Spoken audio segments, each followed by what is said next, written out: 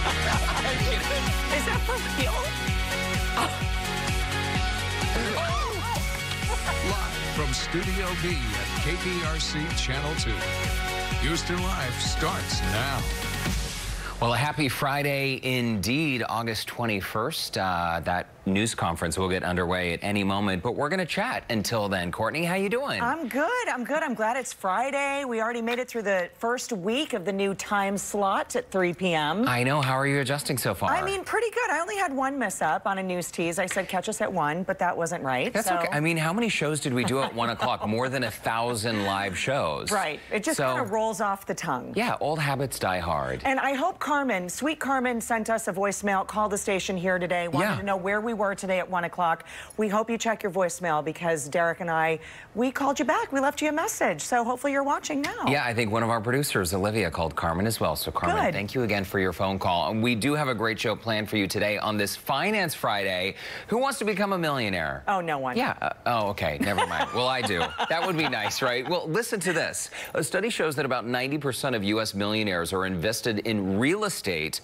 Our financial expert will share 5 reasons why he recommends we all might want to think about doing the same. And do we have a special shout out today? We do? I think so. Oh, that's right. My Brandon, his birthday. Happy birthday, Brandon. Happy birthday, Brando. 31 years old. Oh, what a pup. Oh, my goodness. And I know, I don't even remember 31. It was so long ago. He is such a good sport. I got to tell you, too, I mean, Brandon really can do anything. Well, he cuts my hair. He's always, like, making delicious food at home. Yeah. He works at the Manil. I feel so lucky every single day. He wears a tuxedo every day. He wears a tuxedo every day. Sort of inside joke. He went, well, AJ, your son, went to the Manil on a field trip and came home, and I asked him how his field trip was, and he said, Mom, Brandon has great hair, and he was also wearing this great tuxedo. Meantime, he was in jeans and like Converse shoes, but I guess it looked like a tux. That's okay. You know, Brandon wakes up with a smile on his face every single day. We love Brando. Every single day he wakes up smiling. And I think when we started dating, one thing he probably didn't realize what he was getting into is when you have a public job or you become the spouse of someone who has a public job, you sort of live your life under a microscope in many ways, right? And despite all the gossip and all like the nasty queens saying things about, you know, people can be mean, right? Absolutely. I mean, the same way we get... I love how you call them nasty queens. Well, I'm allowed to say that. You are. I wish I could. There are a lot of those out there. But just the same way we get hate mail here at Houston Life once in a while, I mean, people can be nasty to Brandon once in a while. He always rises above it. He's never raised his voice at me once. He doesn't talk negatively about other people. And he inspires me every day. Well, happy birthday, Brando. I know you can't say too much, but what you doing tonight? You got anything, some good stuff planned? We're going to pop some bottles. Yes. Why not? We're going to pop some bottles, Brandon, so I hope you're ready for it. Hey, so he has been working from home because the Manil, the beautiful Manil Museum, right, the Manil Collection, it's a 30-acre campus. We talk about it on the show all the time. So the museum still hasn't reopened. Right. And for them, they've been trying to figure this out. I think we are going to pause this story, though. It sounds like this news conference is getting underway. No false alarm. Okay, but when our producers let us know, we will. It happens. But, you know, as more and more people have been working from home, they're actually finding some of these studies being done. People are actually working harder and longer work days. Oh, I believe it. I know Orlando has said that too, for sure. And I think we now have Mayor Sylvester Turner taking the podium here for an update on the tropical system. And I believe there's also going to be an update on our COVID-19 situation within the city. Hey, this is Jennifer and Onyx in Navasota, Texas, and we love watching Houston Live. Hey, I'm Muriel, and we love Houston Live. Hello, Houston Life. It's Tim Laird, America's CEO, that's Chief Entertaining Officer, and congratulations to moving to 3 p.m. Hope to see you in the studio soon. Cheers! Oh, I love Tim. And cheers to you, my friend. And we love seeing all of our viewers do these shout outs as well. And you could submit those on our website. Yeah, keep them coming. You can submit your videos. Just visit our website, HoustonLife.tv. So nice to see some familiar faces there. Absolutely. It's just been you and me in this cold, dark studio. You complaining? No, I'm loving it. No, it's been great. No, Listen, it's awesome. I'm just so glad you're back, considering I am too. you were at home doing the show from home for so long. And before we went to the press conference earlier, we were chatting about how so many people working from home. It turns out this study performed by a very sophisticated organization, the National Bureau of Economic Research. This is a Bloomberg article. They say that the work from home workday is actually almost an hour longer than when everyone was going into the office. You know, I believe it. And I've heard from so many people, my husband included, saying that, you know, they're working a lot harder and longer at home. I mean, I see him from the second he wakes up, you know, until well after I get home. I mean, there's no excuses now. I mean, everything is right there. You don't have to do anything at the office. So I feel like the accessibility part of it, right? But that's the problem, though, right? Maybe we're too accessible on our phones and our emails. There are actually countries that have passed laws against this. And earlier this week, there was one night when we've been pretty busy, right? Preparing for this 3 p.m. time change. And I was on the couch one night responding to emails. It was 8:30 p.m., 9 p.m. And then I thought, okay, wait a minute. My workday started this morning at probably 8:30, right? 12 hours later, why am I still responding to emails? And, you know, some bosses, some managers are like, I sent you an email half an hour ago. Why haven't you responded? And in some countries, like in France, they've actually passed laws preventing managers from requiring people to check their email after hours. I mean, I feel like if it's an emergency, you know, that you need to respond, everybody knows each other's cell phone numbers and everybody's calling, you know, either if you have a work phone or a personal phone, whatever the case may be, there's faster ways to communicate. So maybe some things can just wait till tomorrow. I think it can all wait until tomorrow for the most part, too. You know? And especially Instagram and Facebook and phones and email. There are so many different ways now people can get in contact with you, right? And for us, like, when we leave work and we go to the grocery store, work still has not stopped because, like, we're always talking about work, and which we love, and we love meeting the Channel 2 viewers. But I think it's really interesting that some countries have passed these laws. Volkswagen, which is a German company, they actually shut down all their email servers after hours so that people can't communicate. That's really interesting. Yeah, it stresses people out. Even if you're not getting work emails, studies show that just the possibility that you could receive a work email after hours is enough to make you unsettled. A little nervous. Yeah. I can see it. I'm ready for that law to be passed. Let's do it. What's our cutoff time? I don't know. How about 5 p.m.? Could we say that? No more emails. 4:59 p.m. Yeah, I get it. Because if you let the devices, you know, the work from home devices. It's addicting anyway, right? Everybody's addicted to their phone, and anybody that says they're not, it's just not true. We're all addicted to it. Really? I don't know. I'm pretty good about putting mine away. You are, absolutely. But I mean, everybody has it. Accessible. It's on our person, if you will. I know, it's true. But I get hate messages all the time, like, didn't you get my text message? No, I'm sorry. I did. Choosing not to respond. Did you see my email? No, I didn't. Sure did. I actually put my phone down and spent an hour just talking to someone. Just breathing.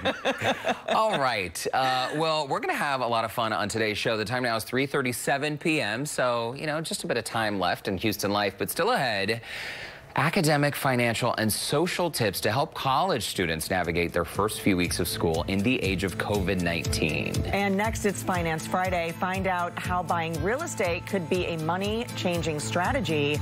We'll be right back.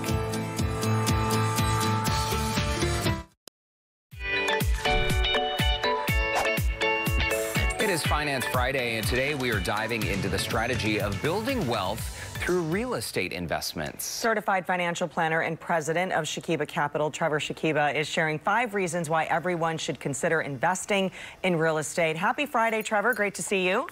Yeah, how are y'all doing? We're great. Thanks so much. So I think a lot of people hear this maybe and if they're not familiar with being in the real estate market, maybe they might shy away. But you say this is a really great investment to jump into. Yeah, absolutely. And I think the starting point is that if you look at some of the most successful and wealthy people, almost always they are invested in real estate. I think it's 90% of U.S. millionaires are invested in some real estate. They don't have everything in real estate. And I hear that often a lot too, that it's either got to be all real estate or all the stock market. And like most good things, you want to be diversified. And so that's my first point, is make sure you're diversified. We found out how diversified you really were the beginning of this year. So if your portfolio went down in lockstep with the market, 35% in 35 days in February and March, you may not be appropriately diversified. And so everyone needs assets that don't just go up and down with the market, and real estate could be one of those. Yeah, for sure. And when you look at real estate over the decades, people certainly have made a lot of money. You know, look at the price of real estate in the 80s. My mom was a realtor back then, and my goodness, how times have changed. Let's talk about the tax advantages, Trevor, because this is a huge thing, right? I mean, these are massive tax advantages, potentially. Yeah, this is one of my favorites, actually. And look, real estate has more advantages from a tax perspective than any other investment by far. Now, it differs by the type of real estate, but really what I'm talking about here is depreciation. And so not going to go into the details of that, but a lot of times you can offset your income or gains from that real estate through having passive losses. I think the takeaway is that real estate can be a great vehicle to give you some tax benefits. Well, let's talk about your two favorite words. So besides tax benefit, you say cash flow is something you need to really think about. Yeah, indeed. Those are my two favorite words. And basically here you can get paid to wait. So what Derek was referring to before is that historically real estate goes up over time. So if it's the right type of real estate, you can get income and be patient. And like I said, get paid to wait. Now, this isn't every type of real estate. If you're buying land and you're developing, you're probably not going to get cash flow here. But what I'm talking about is single family rentals, apartments, maybe office. Those are all types of real estate that can give you that cash flow, which again is very valuable. And Trevor, especially during uncertain economic times, when people hint about a recession or they worry what's coming next, real estate in many ways is sort of recession proof, right? Because people are always going to need a place to live. And let's say the market goes crazy and prices go up, then that means rental prices go up too. Yeah, especially in the real estate that you just mentioned, single family apartments. And so it cannot be disrupted in a sense. And with inflation, which by the way, we're seeing data points now that may indicate that inflation may return to some extent. We haven't seen it in a long time. That is an investment that can really act as a hedge. So it's a great diversifier for that reason, and also to protect you in times of volatility. Another protection really is sort of like the control, the comfortableness of having a real estate in your investment portfolio, because unlike the stock market, like you say, you don't know what's going to happen. But here we kind of have a level playing ground. Yeah, exactly. This is again one of my favorites, and as you can tell, I really do like real estate. But again, go back to February and March. You did not feel like you had control back then with the market being as volatile as it was. Real estate can give you that control depending on what type, where you can improve, you can increase rents, you can update the property, you can decrease expenses and really force appreciation and do a lot of good things. So that control factor is a big one, and I know a lot of my clients and people like that, as opposed to the stock market, where a lot of times you're just going up and down, and you can't control a pandemic or an election year or things like that. And Trevor, before we let you go, we're almost out of time. If someone, again, is brand new to this whole idea that maybe one day they could start buying up real estate and investing, what is the first step? I mean, financially, how does someone even make that happen? Yeah, that's a great tease, Derek, because next week we're going to talk about how you can invest in real estate, whether that's a large amount or how to get started. But there's a variety of ways, from a small amount that you could get in and kind of partner with others, to how do you eventually invest in something big like an office or an apartment. So I'm excited about that. Real estate's a great investment, great opportunity to diversify. All right, Trevor Shakiba, thank you so much. We'll look forward to next week's chat. You bet. And if you are looking for a brand new way to invest, you can connect with Trevor by visiting shakibacapital.com. And after the break, what college students need to know now to get through their first weeks of school in this pandemic landscape. We'll be right back. Well, whether they return to campus or learn in a virtual classroom, all college students deserve to thrive amid this challenging semester. They certainly do, and they can. That's what's important to remember. Here to share academic, financial, and social tips to help them navigate this new landscape is Ibrahim Farhat, Chief Educational Consultant at Farhat Education. Welcome back to Houston Life. It's been a minute, and I'm glad you're spending time with us today to give us a bit of hope for so many college students who might be feeling so overwhelmed. And your first tip is really that they should not be overloading their class schedules. Yes, don't take too many classes. In a typical school year, students tend to take up to 4 to 5 classes a semester, which is nice full load. But with COVID-19, we recommend taking the minimum possible that will still allow them the full-time status. And that's most likely around 3 classes. So what I would recommend is look into your schedule today and see if you're, overloading. And if that's the case, go back and drop 1 or 2 of those classes with the intention to take them again in mini semester in the winter or maybe next summer sometime, given that colleges allow you for no fee, no charge drop date through early to mid-September in many cases. That's great advice, not to get overloaded. That relieves a lot of the stress, I'm sure. Let's also move on to technology. And I know when it comes to college students, truly technology is no longer an excuse.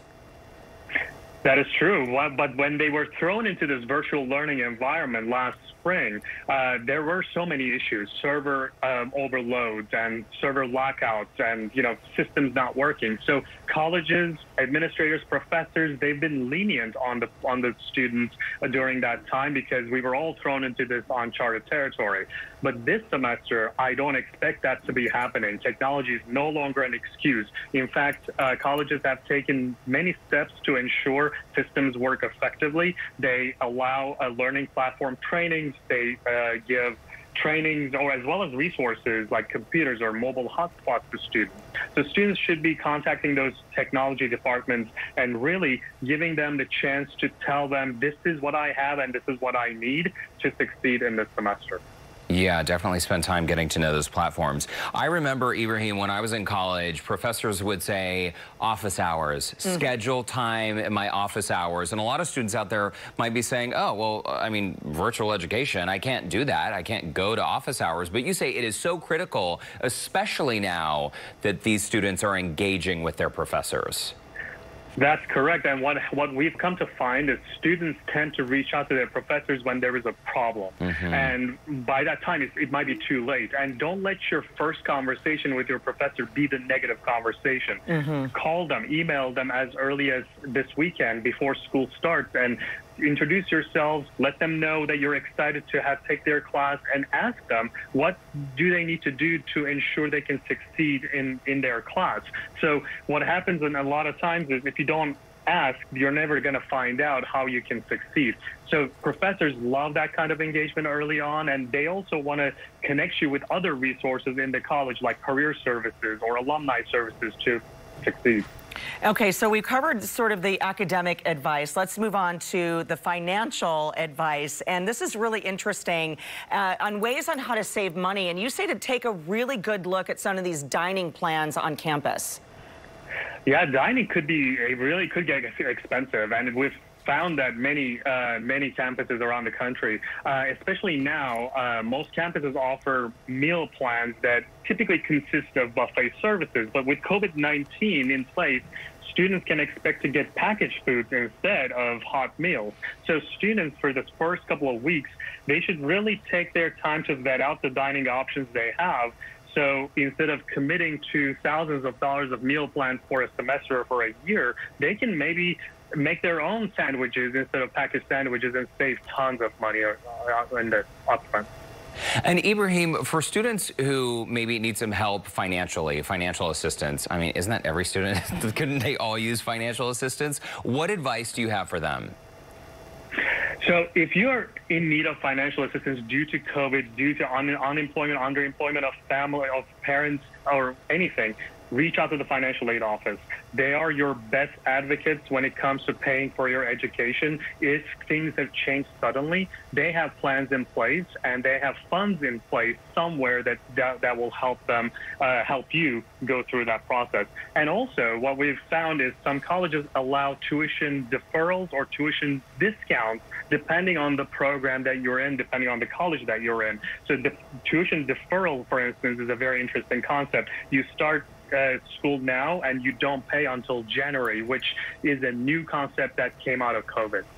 And speaking of COVID and the times that we're in, it's really important right now for all the students to understand that policy, whatever it may be, on campus, classroom, all of that needs to be very clear for all of the students.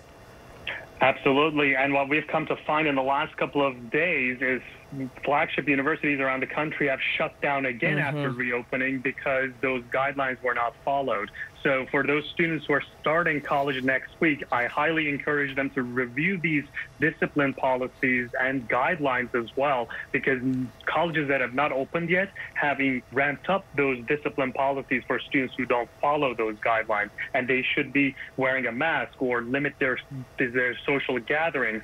If that's in the rules, then they got to follow. And if they don't follow, I actually expect many students being sent home, even though the campus doesn't shut down, or to a point of complete expulsion from college. And that would not be a good thing. Ibrahim Farhat, thank you so much for your advice today. And honestly, just thank you for giving us hope, because the bottom line is these students, they can do it. They can. Thanks for having me. Thanks. Good to see you. Well, we shared these tips for college students on our website, HoustonLife.tv. And we will be right back. Uh-oh, got the Friday giggles. Oh, we're giggling indeed. But, you know, it was a shorter Houston Life today because of that press conference. But the most important thing, everyone stay safe and keep an eye on these storms coming. Absolutely. Fill up those gas tanks and just know that we're here. We've got all the information for you. And thanks for sticking with us and laughing with us today. Also, happy birthday to Brando. Oh, and happy birthday to Brandon. It's going to be your best year yet. And that's so true. Stock up on the food and the water. Be ready for these storms. Hopefully they'll just sort of dissolve and, you know, disappear and go away. Yes. Go away, storms. We like that.